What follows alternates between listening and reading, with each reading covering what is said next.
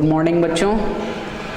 आज हम स्थिति विज्ञान के अंतर्गत लामी का प्रमेय का अध्ययन करेंगे। कल इसी टॉपिक से हमने पिछले पीरियड को ख़त्म किया था, तो हम लामी के प्रमेय का कथन एक बार और देख लेते हैं। लामी का प्रमेय क्या कहता है कि मान लेते हैं तीन बल किसी बिंदु पर क्रियाशील है, तो लामी का प्रमेय कहता है कि मान लेते हैं किसी बिंदु पर तीन बल क्रियाशील हैं और वो तीनों बल संतुलन की स्थिति में हैं। तो संतुलन की स्थिति में होने के बाद उन तीनों बलों का पहला जो बल है वो अन्य दो और बलों के बीच के कोण के ज्या का अनुपात सब आपस में बराबर होते हैं। जिसे हम कल चित्र के माध्यम से समझे थे। मान लेते हैं बिंदु O है, इस पर एक बल P, दूसरा बल Q और तीसरा बल R, तीनों संतुलन की स्थिति में हैं। और यदि इनके बीच P और Q के बीच में बनने वाला कोण हमने लिया था गामा, यदि Q और R जो बल है इनके बीच में लगने वाले कोण को हमने लिया था अल्फा, और P और R तीसरा जो बल का जोड़ा है इनके बीच बनने वाले कोण को यदि हम बीटा मान लें, तो हमारा लामी का प्रमेय कहता है P upon sine alpha equal to Q upon sine beta equal to R upon sine gamma. यानी देख के हमको पता चल रहा है कि पहला नंबर का जो बल है वो अन्य दो और जो बल हैं Q R, उनके बीच के कोण के साइन, उनके बीच के कोण का साइन के अनुपात, फिर दूसरा वाला बल का अनुपात, फिर तीसरा बल का अनुपात, ये आपस में बराबर होते हैं। इसी को कहते हैं समान अनुपातिक होना। तो ये हमारा लामी का प्रमेय कहलाता है। अब आते हैं लामी प्रमेय का विलोम। लामी प्रमेय का विलोम का मतलब ये होगा कि यदि मान लो, विलोम का मतलब उल्टा होना, यानी लामी का प्रमेय कहता है कि जब बल तीनों संतुलन में होंगे तो ये रिजल्ट मिलेगा। और इसका विलोम यह कहता है कि यदि ये आपस में समानुपातिक होंगे तो रिजल्ट हमारा क्या कहता है, तीनों बल संतुलन में होंगे। यानी इसका विलोम भी सत्य है, सही है कि यदि तीनों बल आपस में समानुपातिक हैं तो ऐसी स्थिति में लामी के प्रमेय से तीनों बल संतुलन में होंगे या विरामावस्था में होंगे। इस तरीके से ये इसका विलोम भी सत्य है। चलिए इसी से संबंधित कुछ सवाल हल कर लेते हैं। हमारा सवाल जो है एक उदाहरण से है। उदाहरण नंबर पहला, उसका कथन क्या कहते हैं देखिए। प्रश्न नंबर पहला क्या कहता है,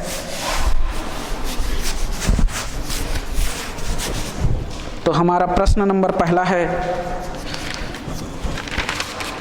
एक कण पर क्रिया करते हुए तीन बल।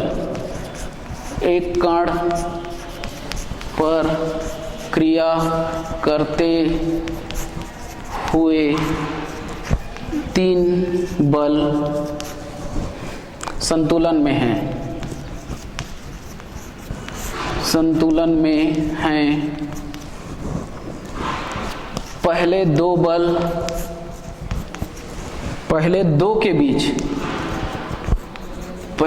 के बीच का कोण 90 डिग्री 90 अंश, और दूसरे तथा तीसरे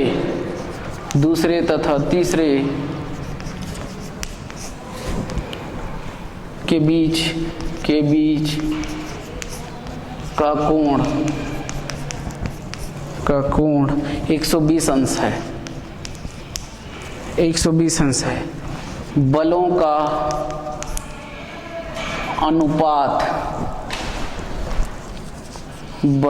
अनुपात ज्ञात कीजिए। चलिए सवाल को पहले थोड़ा सा समझ लेते हैं, उसके बाद हल करेंगे। देखिए सवाल हमारा क्या कहता है कि एक कण पर, मान लेंगे बिंदु O है वो कण, उस पर तीन बल संतुलन में है, यानी क्रिया कर रहे हैं, और वो संतुलन में रहेंगे। पहले दो के बीच का कोण बता दिया 90 अंश, दूसरे और तीसरे जो बल है उनके बीच का कोण जो है 120 अंश हमको बता दिया गया। बलों का अनुपात ज्ञात कीजिए। बलों का अनुपात का मतलब P अनुपात Q अनुपात R, यानी तीनों का अनुपात क्या होगा वो हमको निकाल के दिखाना है। अनुपात का मतलब होता है हिस्सा, इन तीनों का P का हिस्सा कितना होगा, Q का कितना होगा, R का कितना होगा। तो इस तरीके से हमको ये निकाल के दिखाना है। चित्र बनाते हैं। सबसे पहले मान लेते हैं बिंदु O है और इस पर एक बल मान लेते हैं P है, दूसरा बल को हम Q नाम देंगे और दूसरा बल Q जो है देखो पहले दो के बीच 90 अंश का कोण है। तो मान लेते हैं पहला बल P इधर है तो 90 अंश का कोण बनाते हुए हमको दूसरा बल बनाना पड़ेगा, तो चित्र होगा इधर। तो इस तरीके से ये दूसरा बल Q होगा, इन दोनों के बीच का कोण 90 अंश होगा। चलिए इसी तरीके से तीसरे बल को बनाना है, तो दूसरे और तीसरे के बीच का कोण 120 अंश है। तो हमको 120 अंश का कोण बनाते हुए एक और तीसरे बल को यहाँ दर्शाना है। तो उसको दर्शाएंगे कैसे? यदि हम यहाँ खींच देते हैं तीसरे बल को तो इनके बीच में बनने वाला कोण 90 अंश होगा, लेकिन हमें तो 120 बनाना है, इसलिए उसे थोड़ा सा और हटा के इधर खींचना है। तो ये हो जाएगा R, ताकि इनके बीच में बनने वाला जो कोण होगा वो 120 अंश का होगा। तो इस तरीके से ये दो कोण हमको पता चल गया।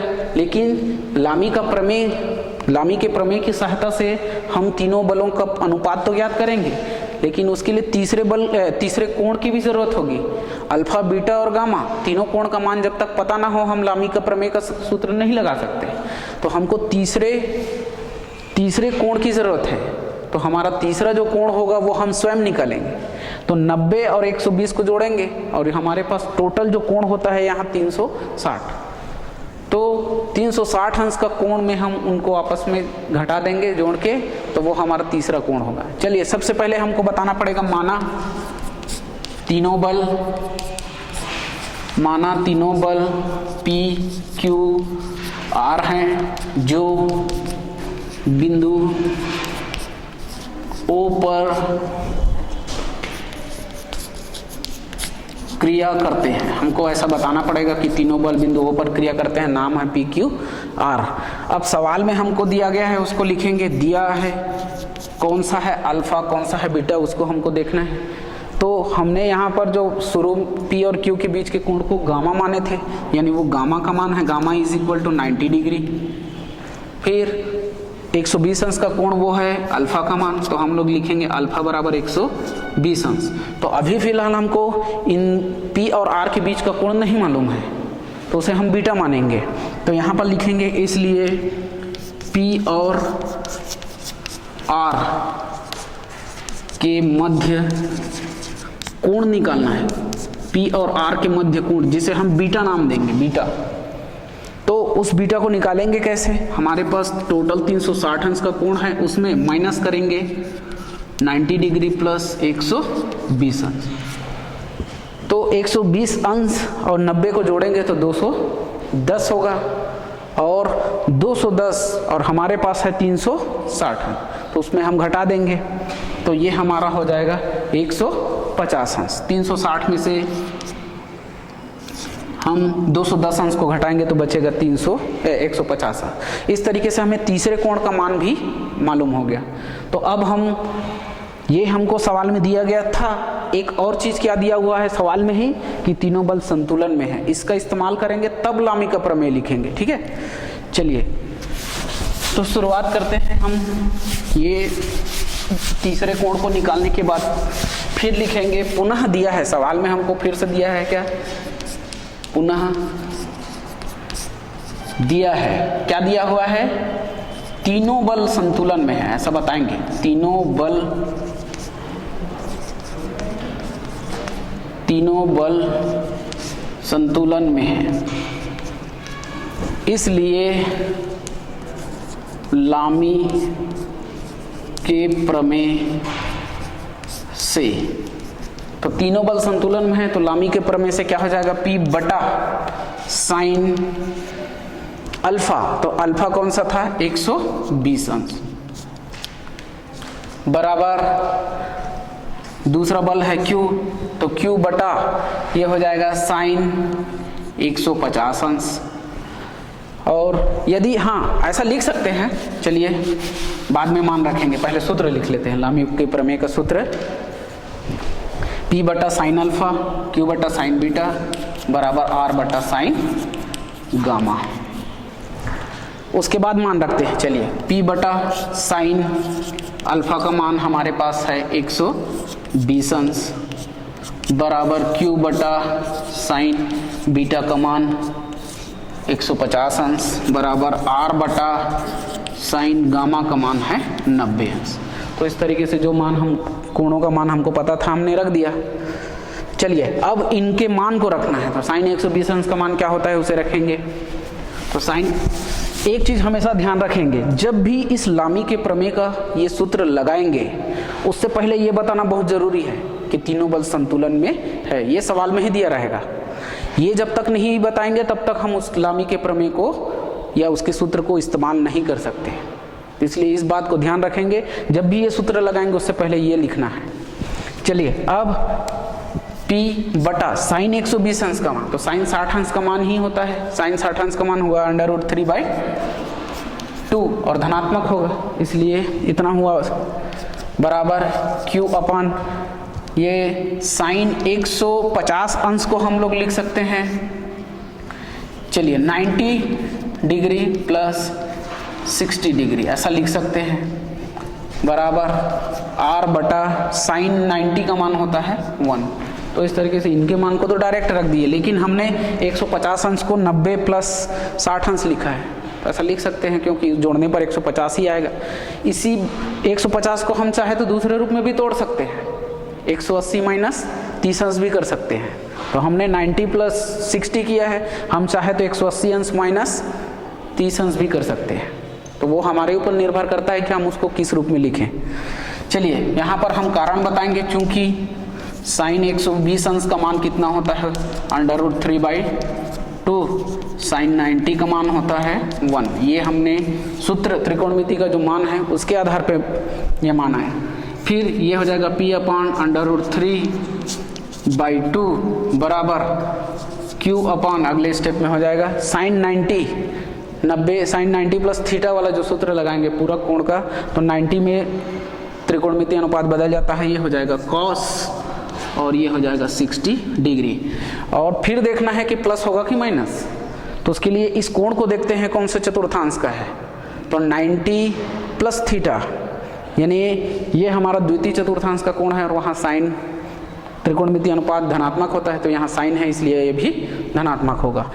अगला R बटा 1 ही लिख सकते हैं, और यहाँ पर बताएंगे चूंकि हमने पूरा कोण का इस्तेमाल किया है, चूंकि साइन 90 डिग्री प्लस थीटा बराबर होता है कॉस थीटा, ऐसा लिख सकते हैं। इस सूत्र का इस्तेमाल हमने किया है। चलिए आगे फिर मान रखेंगे, आगे मान रखने पर हमें क्या प्राप्त होता है देखते हैं। P बटा √3/2 ही लिखेंगे सेकंड वाले पद में, सेकंड अनुपात में देखिए Q अपन cos 60 अंश का मान होता है 1/2 और ये हो जाएगा R बटा 1। तो हम लोग यहाँ पर लिख सकते हैं, चूंकि किसका मान रखे हमने cos 60 डिग्री और इसका मान होता है 1/2। तो देखिए हमने यहाँ पर लिखा है 1, इस 1 को हम चाहें तो लिख सकते हैं 2/2, क्यों?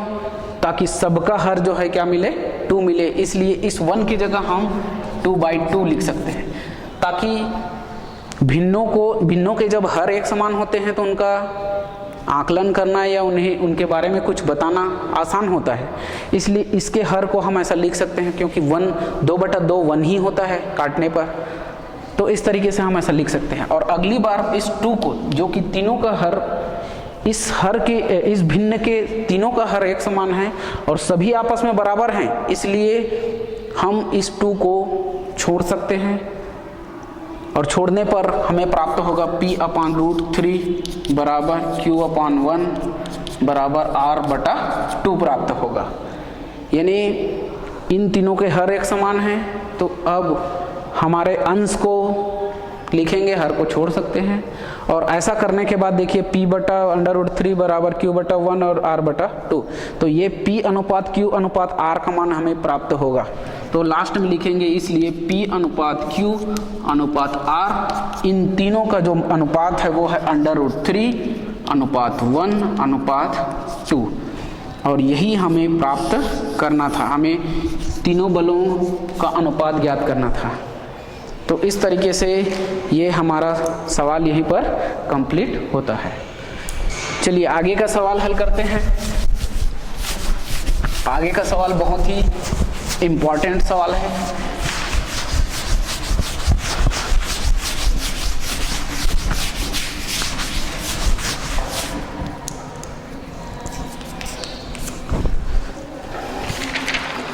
आगे हमारा जो सवाल है वो है प्रश्नावली 9.5 का क्वेश्चन नंबर 10 है। तो ये है 45 किलोग्राम भार के 2 डोरियों द्वारा लटकाया गया है, जिनके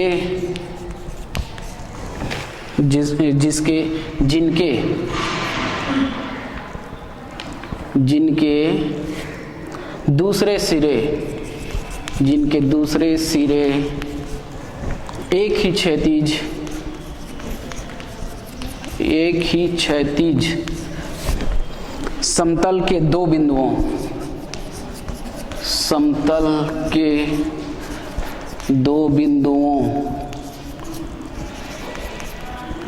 एक ही समतल के दो बिंदुओं से बंधे हैं। यदि डोरियों का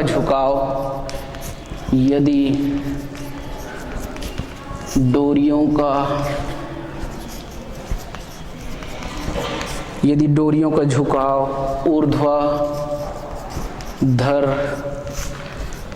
से 30 अंश और 60 अंश हो तो डोरियों में तनाव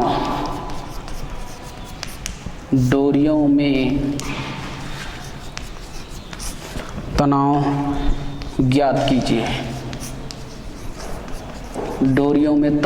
कीजिए। चलिए सवाल को पहले समझ लेते हैं, फिर चित्र बनाएंगे, फिर उसके बाद हल करेंगे। चलिए सवाल क्या कहता है, देखिए 45 किलोग्राम भार के 2 डोरियों द्वारा 45 किलोग्राम भार के 2 डोरियों द्वारा लटकाया गया है। के बदले को लिख दीजिए। 45 किलोग्राम भार को 2 डोरियों द्वारा लटकाया गया है।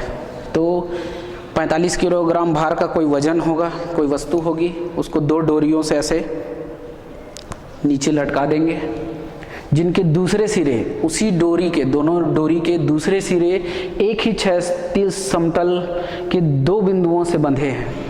तो इसे हम चित्र के माध्यम से अगर दर्शाएं तो ऐसा हो सकता है, मान लेते हैं ये बिंदु C है, इसी बिंदु C पर हम 45 किलोग्राम भार का कोई वस्तु या पिंड हम लटकाए हुए हैं और इसे 2 डोरियों से लटकाए हुए हैं ऐसे।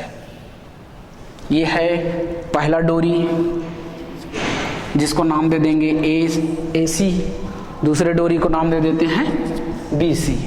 तो AC और BC से बिंदु C से हम लटकाए हैं 45 किलोग्राम भार को, और साथ में जिनके दूसरे सिरे इन डोरियों के दूसरे सिरे मतलब A और यहाँ का B, वो एक ही क्षैतिज समतल के 2 बिंदुओं से बंधे हैं। एक ही क्षैतिज मतलब इस तरीके की रेखा, क्षैतिज रेखा, इनसे लटके हुए हैं। यानी कुल मिला के कहा जाए, मान लेते हैं कोई एक आध रॉड लगा हुआ है, उसमें बंधा हुआ है, तो दोनों डोरियों को इस तरीके से लटकाए हुए हैं, बंधे हुए हैं। यदि डोरियों का झुकाव, अब देखिए, यदि डोरियों को झुकाव ऊर्ध्वाधर से, तो ऊर्ध्वाधर कौन सा होगा, तो हम ये डोरियों का झुकाव ऊर्ध्वाधर मतलब एक खड़ी लाइन खींचेंगे, तो ये ऊर्ध्वाधर कहलाएगा। हम इसको ये ऊर्ध्वाधर रेखा है। इस ऊर्ध्वाधर से 30 अंश और 60 अंश डोरियों का झुकाव है। तो पहला नंबर का डोरी AC है तो इसका झुकाव मान लेते हैं ये है 30 अंश, और दूसरे नंबर का डोरी क्या है BC है तो उसका झुकाव मतलब होता है कोण, वो कितने अंश का है 60 अंश। तो हमको ज्ञात करना है डोरियों में तनाव। तनाव का मतलब एक बल है, हम लोग सरफेस टेंशन पढ़ते हैं, पृष्ठ तनाव, तो तनाव भी एक बल ही होता है, फिजिक्स में हम पढ़ते हैं। तो यहाँ पर भी हमको डोरियों में तनाव ज्ञात कीजिए, यानी हमको इन डोरियों में AC और BC में उपस्थित जो बल है उस बल को निकाल के दिखाना है, बल का मान निकाल के दिखाना है। तो यहाँ पर ये दो बल यहाँ काम करेंगे और तीसरा बल ये है 45 किलोग्राम भार का। वजन भी बल होता है, हम लोग फिजिक्स में पढ़ते हैं कि किसी भी वस्तु या पिंड का जो भार होता है वो स्वयं एक बल होता है जो कि हमें धरती या गुरुत्व की ओर खींचता है। तो हम लोग यहाँ पर इन डोरियों के इन बलों को, तनाव बल को मान लेते हैं। पहला नंबर का जो डोरी है उसमें तनाव T1 है, दूसरा नंबर का जो बल है, दूसरे नंबर के डोरी में तनाव T2 है। और ध्यान रखेंगे तनाव बल हमेशा, जैसे हमने ऐसे बांध के नीचे की ओर पिंड जो है नीचे की ओर उसका भार वजन लगा रहा है, बल लगा रहा है, तो तनाव हमेशा विपरीत दिशा में लगता है। तो तनाव की दिशा को तीर का निशान इसीलिए दूसरे साइड लगाएंगे, तो T1 यहाँ T2। तो इस तरीके से अब हमको ज्ञात करना है T1 और T2 का मान। तीसरा जो बल है वो है 45 किलोग्राम भार का, वो बल हमें ज्ञात है। तो हम पिछले जो लामी का सूत्र है उसी का इस्तेमाल करेंगे। तो लामी के सूत्र में P, Q और R था, यहाँ T1, T2 और 45 किलोग्राम है R की जगह। तो इस तरीके से हम लामी का प्रमेय यहाँ लगा सकते हैं और उसी के माध्यम से हम T1 और T2 निकालेंगे। चलिए, तो अब हमको बताना पड़ेगा कि हमने किसे डोरी माना है, किसे क्या माना है, उसको यहाँ बताना पड़ेगा। शुरुआत में हम चित्र तो बना चुके हैं सवाल के हिसाब से। तो यहाँ पर माना AC व BC दो डोरियां हैं, AC और BC दो डोरियां हैं जहां बिंदु C पर 45 किलोग्राम भार लटका हुआ है। ऐसा बताएंगे कि दोनों डोरियों पर 45 किलोग्राम का भार बिंदु C पर लटका हुआ है। अब हमको बताना पड़ेगा माना AC व BC डोरियों, माना AC व BC डोरियों में तनाव T1 व T2 है। हम T1 और T2 डोरी AC और BC में तनाव को हमने नाम दिया T1 और T2। इसी T1 और T2 को हमको ज्ञात करना है। चलिए, तो अब यहाँ पर हम लिखेंगे,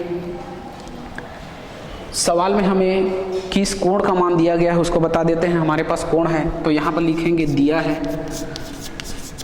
सवाल में हमें दिया गया है चित्र के माध्यम से कोण AC, और इस ऊर्ध्वाधर के इस बिंदु को हम मान लेते हैं D बिंदु है। अच्छा, एक चीज और बता देंगे, हमने इन डोरियों में तनाव T1 T2 तो बता दिया, अब यहीं पर और बता देते हैं कि हमारा ऊर्ध्वाधर जो रेखा है उसका नाम है CD। तो यहाँ पर लिख लेते हैं, माना CD एक ऊर्ध्वाधर रेखा है। ऊर्ध्वाधर रेखा केवल कोण को ज्ञात करने के लिए हमने यहाँ पर बनाया हुआ है। अब लिखेंगे दिया है, सवाल में हमें क्या क्या दिया है उसको लिखेंगे। तो कोण ACD C बिंदु पर बना है इसलिए C को बीच में रखेंगे, तो ACD बराबर 30 अंश, और दूसरा जो कोण है वो है BCD, ये है 60 अंश। ये हमें सवाल में दिया हुआ है। चलिए, अब हम एक चीज और दिया हुआ है सवाल में कि देखिए, जब कभी भी दो डोरियों में ऐसा एक किसी पिंड या वस्तु को लटकाया जाता है तो ये जो डोरी के जो बल हैं यानी तनाव बल, वो और ये बल 45 किलोग्राम भार का बल, ये आपस में संतुलन की स्थिति में होते हैं, तभी वो लटका रहता है। तो तीनों बल संतुलन की स्थिति में है, ये हमको स्वयं समझना है, ये फिजिक्स का नियम है, ठीक है। तो उसी के आधार पे हम यहाँ पर अब फिर से लिखेंगे पुनः बिंदु C पर तीनों बल संतुलन में हैं और ऐसी स्थिति में लामी के प्रमेय से ऐसा सूत्र लगाएंगे। तो यहाँ पर लिखेंगे चूंकि बिंदु C पर T1, T2 तथा 45 किलोग्राम भार संतुलन में है, संतुलन में हैं, अतः अब हम यहाँ लामी का प्रमेय, अतः लामी प्रमेय से, तो लामी प्रमेय से हमें हमारा जो सूत्र होगा अब क्या होगा, पहला जो बल है वो T1 अपान साइन। अब देखिए कोण कौन सा लेना है, थोड़ा ध्यान दीजिएगा आप सभी लोग। T1 जो बल है उसके बाद हमारा जो कोण होगा वो दो अन्य और बल के बीच के कोण को लेना है।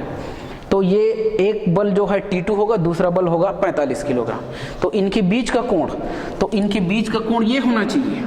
तो उसका मान तो हमको पता नहीं है, लेकिन हमें ये पता है कि ये जो इन रेखाओं के बीच का जो कोण है वो है 180 अंश। तो 180 अंश में यदि हम 60 अंश को घटा दें तो जो बचेगा वो होगा इस कोण का मान। तो अब हम इस कोण को लिखेंगे 180 माइनस 60 अंश। तो अब लिखेंगे यहाँ पर साइन 180 अंश माइनस 60 अंश बराबर T2 सेकंड नंबर का जो बल है। देखिए अब इन दोनों बलों के बीच के कोण, तो इन दोनों बलों के बीच का कोण ये होगा और ये हमें मालूम नहीं है, तो हम प्राप्त कर सकते हैं। देखिए इनके बीच का कोण जो है 180 अंश होगा और 180 में यदि इसको घटा दें 30 अंश को, तो जो बचेगा वो ये कोण का मान होगा। तो अब लिखेंगे हम इस कोण को साइन 180 अंश माइनस 30 अंश। और तीसरा जो कोण बल है वो है 45 किलोग्राम, तीसरा जो बल है 45 किलोग्राम और इसके बाद दो बल T1 और T2 है, तो इनके बीच का जो कोण होगा वो 30 अंश और 60 अंश, दोनों को जोड़ेंगे तब होगा। तो अब यहाँ लिखेंगे साइन 30 अंश प्लस 60 अंश। तो इस तरीके से ये लामी का प्रमेय लगाने के बाद अब ये T1 अपान साइन 180 वाला आया, तो साइन साइन ही रहता है, साइन 60 अंश हो जाएगा। अब देखना है 180 माइनस थीटा, 180 माइनस जो थीटा है वो है द्वितीय चतुर्थांश का कोण, और द्वितीय चतुर्थांश में साइन धनात्मक होता है और यहाँ भी साइन है इसलिए भी धनात्मक होगा, बराबर ये हो जाएगा T2 अपान फिर से वही यहाँ जो सूत्र यहाँ लगा है वो सूत्र यहाँ फिर से लगेगा, साइन 30 अंश हो जाएगा ये, और यहाँ 45 बटा साइन 30 अंश और 60 अंश ये जोड़ेंगे तो ये हो जाएगा साइन 90 अंश। तो यहाँ पर जो सूत्र हमने इस्तेमाल किया यहाँ लिख सकते हैं, चूंकि साइन 180 माइनस थीटा बराबर साइन थीटा होता है, इस सूत्र का हमने यहाँ इस्तेमाल किया।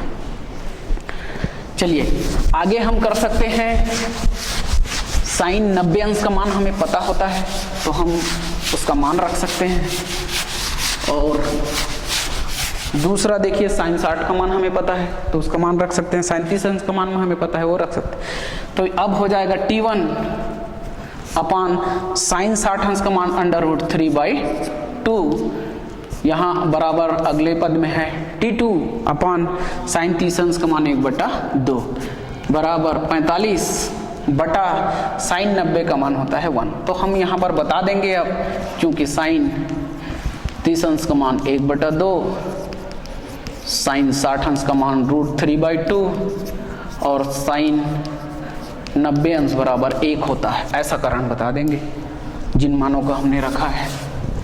चलिए मान रखने के बाद अब हल करेंगे, तो जैसे पिछले सवाल में हम लोग हल किए थे वैसा हल नहीं करेंगे यहाँ। अब हमारे पास T1 और T2 को निकालना है, तीसरा बल तो हमें पता है, तो हम क्या करेंगे, पहले बल ये बराबर है इसके साथ, तो हम लोग पहले बल और इस अनुपात और इस अनुपात को आपस में बराबर करके हल करेंगे तो T2 निकलेगा, T1 निकलेगा। और ऐसे ही दूसरा और तीसरा अनुपात को आपस में बराबर करके हल करेंगे तो दूसरा बल T2 प्राप्त होगा। चलिए पहला वाला लेते हैं, T1 अपान √3/2 बराबर 45/1, यानी उसको 45 ही मानेंगे, 45 लिख सकते हैं। चलिए अब अगला काम, इसको हल करेंगे तो हल कैसे कर सकते हैं, T1 बराबर इस पूरे को पक्षांतर कर दोगे, 45 के साथ में गुणा हो जाएगा, उस साइड चले जाएगा, तो ये हो जाएगा 45 गुणा √3/2। तो इस तरीके से इस मान को हम अब हल तो और नहीं कर सकते, क्योंकि कटता तो काटते तो कटेगा नहीं, इसलिए ज्यों को त्यों लिखेंगे 45 √3/2 किलोग्राम। ये भी बल होगा इसलिए किलोग्राम में दर्शाएंगे। तो अब लास्ट में लिख सकते हैं 45 √3/2 किलोग्राम। ये पहला जो तनाव बल है, डोरी नंबर पहला AC में, वो हमने ज्ञात कर लिया है। इसी तरीके से अब हम यहाँ पर लिख सकते हैं, अब ऐसा करके लिख लीजिए, उससे ये निकला। अब हम दूसरा और तीसरे जोड़ी को लेंगे पुनः ऐसा करके, तो अब T2 अपान 1/2 बराबर फिर से 45/1 यानी 45 लेंगे। तो अब इनको हल करने पर हमें T2 बल प्राप्त होगा, तो फिर से वो 1/2 का गुणा हम 45 से करेंगे तो वो राइट हैंड साइड में चले जाएगा, और इस तरीके से ये हमें अब प्राप्त होगा लेफ्ट हैंड साइड में T2 बराबर 1/2 45 से गुणा होगा, तो ये हो जाएगा 45 गुणा 1/2, और कट तो कटेगा नहीं, इसलिए अब हम लिखेंगे 45/2 किलोग्राम। ये जो बल होगा वो होगा सेकंड नंबर का बल।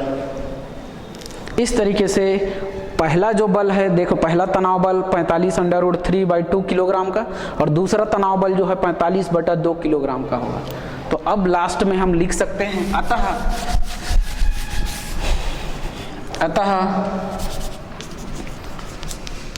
डोरियों में तनाव 45 √3/2 किलोग्राम तथा 45/2 किलोग्राम भार का होगा। ये हमारा फाइनल आंसर होगा।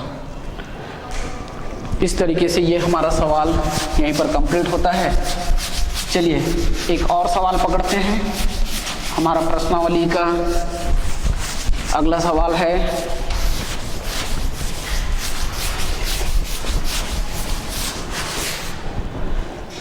चलिए आगे हमारे प्रश्नावली का जो सवाल है वो ये है कि 9.5 प्रश्नावली का प्रश्न नंबर 12। चलिए प्रश्न है 60 किलोग्राम भार का एक पिंड 9 डेसीमीटर और 12 डेसीमीटर लंबी दो डोरियों से लटका हुआ है। डोरियों के सिरे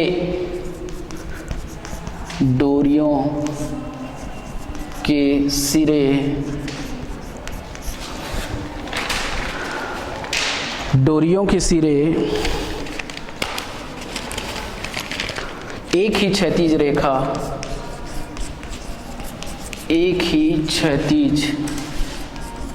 रेखा से 15 डेसीमीटर की दूरी पर दो बिंदुओं से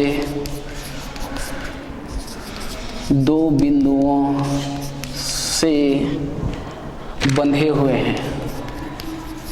बंधे हुए हैं। डोरियों में तनाव,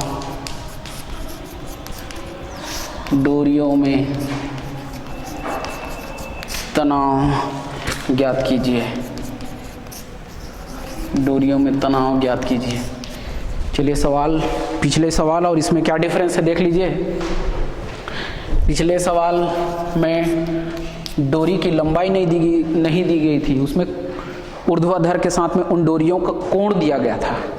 और इस सवाल में देखिए कि 60 किलोग्राम भार का जो भी पिंड है वो 9 डेसीमीटर और 12 डेसीमीटर दो लंबी डोरियों में बंधा हुआ है, यानी डोरी की लंबाई दिया हुआ है यहाँ। साथ में डोरियों के सिरे एक ही क्षैतिज रेखा से, जिसको क्षैतिज रेखा हमने AB बनाया था, वो इसमें अब 15 डेसीमीटर बता दिया है कि वो जो लंबाई है क्षैतिज दूरी दोनों डोरियों के दूसरे सिरे के, उन दोनों के बीच की दूरी 15 डेसीमीटर है, ये हमको बताया है। तो हमको अब डोरियों में तनाव ज्ञात करना है। डोरियों में तनाव यानी वही ज्ञात करेंगे जैसे पिछले में किए थे T1 और T2। तो चित्र बना लेते हैं पहले। चलिए चित्र बनाएंगे। तो सबसे पहले मान लेते हैं बिंदु C है, इस बिंदु C पर हम 60 किलोग्राम का भार लटकाए हुए हैं। मान लेते हैं CE, हमने C बिंदु, इस डोरी के C बिंदु से E बिंदु पर लटका हुआ है 60 किलोग्राम का भार। अब दो डोरी बनाना है, तो एक 12 डेसीमीटर और दूसरा एक 9 डेसीमीटर और दूसरा 12 डेसीमीटर। तो एक की लंबाई को थोड़ा सा कम करना है। ये मान लेते हैं AC है, जो कि मान लेते हैं AC ये डोरी है। पहला डोरी 9 डेसीमीटर का, यहाँ पर बता देंगे 9 डेसीमीटर, और दूसरे डोरी को 12 डेसीमीटर का, यानी इससे बड़ा बनाना है। तो अब दूसरे डोरी के दूसरे सिरे को नाम दे देते हैं B बिंदु, और यहाँ पर बता देते हैं ये है 12 डेसीमीटर, ये 12 डेसीमीटर का है। साथ में हमें बताया गया है कि इनके जो डोरियों के दूसरे सिरे एक ही क्षैतिज रेखा से 15 डेसीमीटर दूरी पर है, यानी इन दोनों के बीच की दूरी हमको बताई गई है, और ये है 15 डेसीमीटर।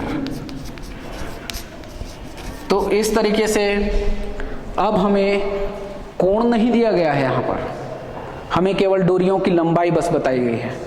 तो अब क्या कहता है, डोरियों में तनाव ज्ञात कीजिए।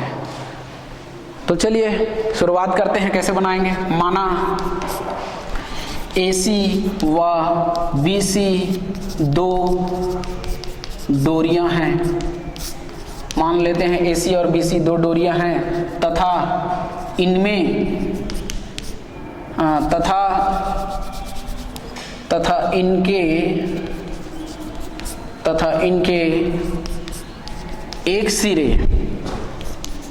इनके एक सिरे बिंदु C पर 60 किलोग्राम का एक पिंड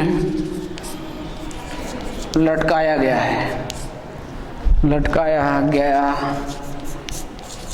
है 60 किलोग्राम भार का। चलिए हम बताते हैं, माना AC व BC में तनाव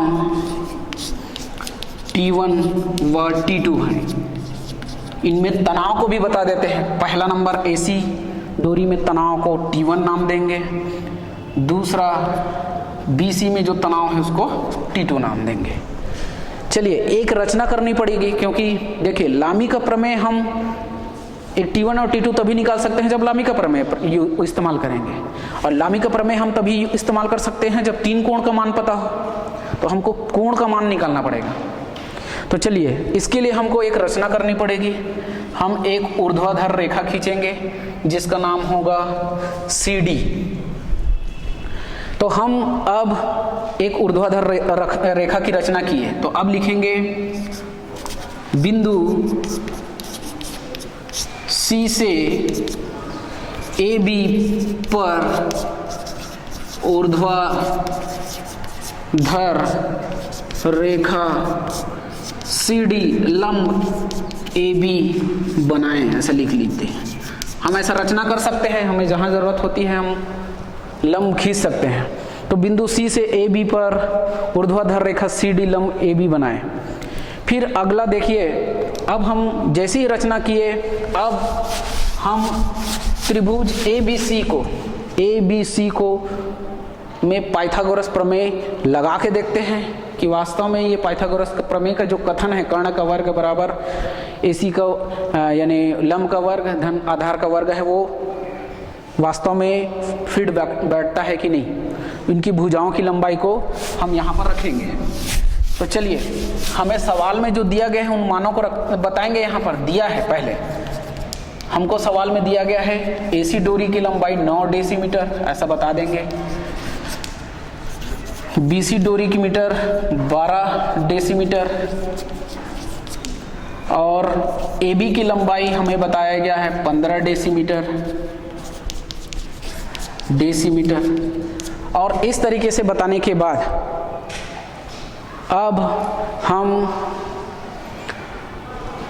पाइथागोरस प्रमेय के उस सूत्र का इस्तेमाल करके उसको ABC को समकोण त्रिभुज है कि नहीं वो चेक करेंगे।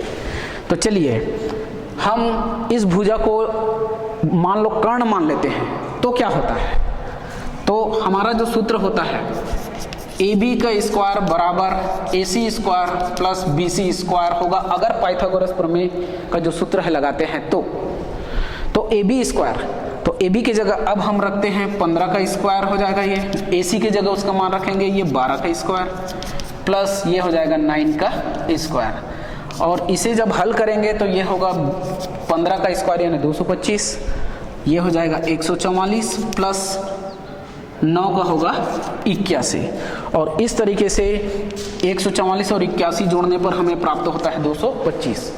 यानी पाइथागोरस प्रमेय का जो सूत्र होता है उस सूत्र के आधार पर लेफ्ट हैंड साइड का मान और राइट हैंड साइड का मान एक समान आ रहा है। इससे हमको ये पता चलता है कि ये जो AB भुजा है वो एक कर्ण है और इनमें से AC और BC कोई भी AC, अच्छा सॉरी, हम लोग यहाँ पर गलती की है, यहाँ 9 होगा और यहाँ 12 होगा। तो इस तरीके से मान तो लगभग वही आएगा, यहाँ 81 होगा 9 का स्क्वायर प्लस 144 और इस तरीके से मान वही प्राप्त होगा। तो अभी हमको पता चल रहा है कि पाइथागोरस प्रमेय का जो सूत्र है उसके हिसाब से AB एक कर्ण होगा और ये AC और BC एक दूसरे के या तो लंब होगा या आधार होगा। तो इस तरीके से अब हम जान सकते हैं पाइथागोरस प्रमेय के विलोम के आधार पे।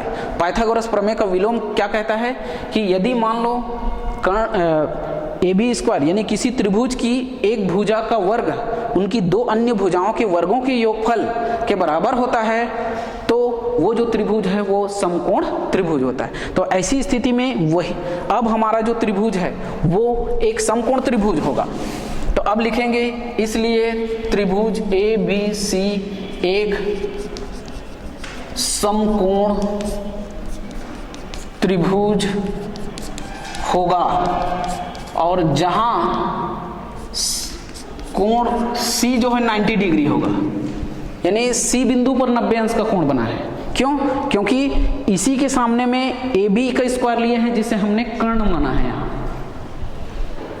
यहाँ जो त्रिभुज की एक भुजा जो लिए हैं AB स्क्वायर तो वो कर्ण बन जाता है। तो पाइथागोरस प्रमेय के विलोम के हिसाब से ये AB अब कर्ण होगा। तो उसके कर्ण के सामने वाला जो कोण होता है वो 90 अंश का कोण होता है किसी समकोण त्रिभुज में। तो अब ऐसी स्थिति में कोण C क्या होगा? 90 अंश होगा। तो अब ये 90 अंश का कोण है और 90 अंश का कोण है तो चलिए मान लेते हैं ये कोण कितने अंश का है। तो मान लेते हैं ये जो कोण है वो थीटा है, मान लेते हैं। तो अगला जो ये कोण होगा वो हो जाएगा 90 माइनस थीटा, 90 माइनस थीटा अंश हो जाएगा इसका मान। और ये 90 माइनस थीटा है और यहाँ हमने लंब खींचा है यानी ये 90 अंश का है। तो त्रिभुज, इस त्रिभुज के तीनों कोणों का योग 180 अंश होना चाहिए। तो ये 90 और ये 90 माइनस थीटा, तो ये वाला जो है वो थीटा होगा। तो इस तरीके से तभी 180 अंश का कोण होगा। तो यहाँ पर अब लिखेंगे माना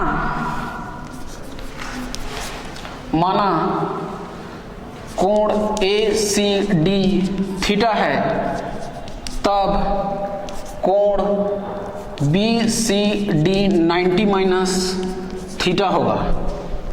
और तब हमें एक और रिजल्ट मिलेगा कि ये जो कोण है, कोण का नाम होगा कोण CBD, ये हो जाएगा थीटा। तो इस तरीके से इस कोण को ज्ञात करने के बाद अब हम साइन थीटा और कॉस थीटा बराबर क्या होगा इस त्रिभुज में ABC में, वो हम ज्ञात करेंगे। तो अब लिखेंगे, इसलिए त्रिभुज ABC में साइन थीटा बराबर क्या होगा। तो भुजा वाला सूत्र लगाएंगे त्रिकोणमिति का। तो भुजा वाला सूत्र होता है लंब बटा कर्ण। तो लंब हमारा कौन सा होगा, तो देखिए हमने इस कोण को लिया है, तो उसके सामने ये हमारा कर्ण है, तो इस कोण के जस्ट सामने वाला लंब होगा। तो ये हो जाएगा अब लंब बटा कर्ण यानी AC बटा AB। और AC का मान हमारे पास पता है 9 डेसीमीटर और AB का मान है 15 डेसीमीटर। काटेंगे 3 तिया 9, 3 पंचे 15। तो इस तरीके से ये हमें साइन थीटा बराबर 3/5 प्राप्त होगा। अब तथा कॉस थीटा का मान निकालेंगे। तो कॉस थीटा बराबर आधार बटा कर्ण। तो आधार हमारा हो जाएगा BC और कर्ण है AC। तो ये होगा 12 आधार का मान, BC का मान, और ये है 15। 3 से काटेंगे तो 3 चौक 12 और 3 पंचे 15, यानी ये हमें प्राप्त होगा 4/5। तो इस तरीके साइन थीटा और कॉस थीटा का मान निकालने के बाद, इसका मान इसलिए निकाले हैं,